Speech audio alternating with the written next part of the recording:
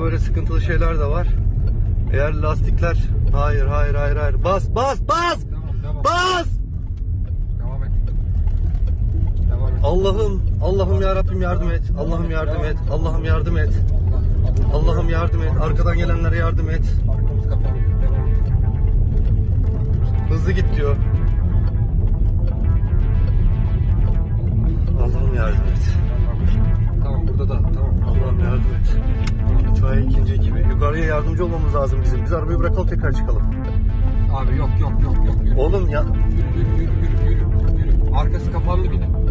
Önümüz kapanmaması lazım. İtfaiye gitmesi lazım.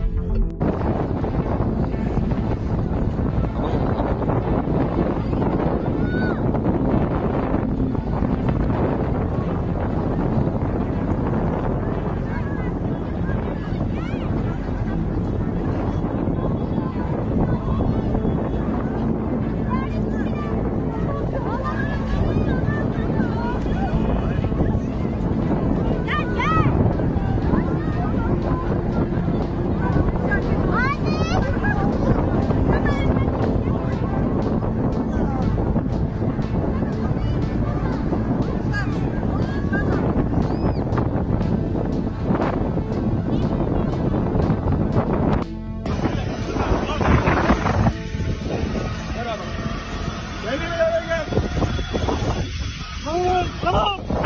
Kaçalım. Hadi. Yanacağız. Yanıyoruz.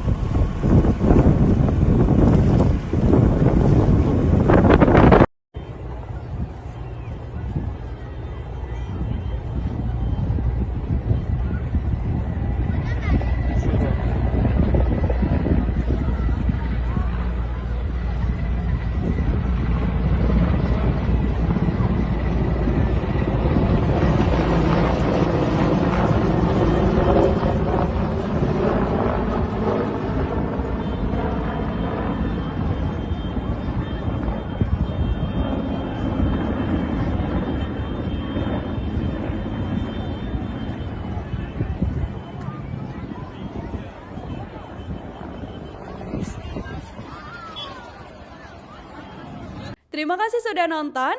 Jangan lupa like, subscribe, dan share ya.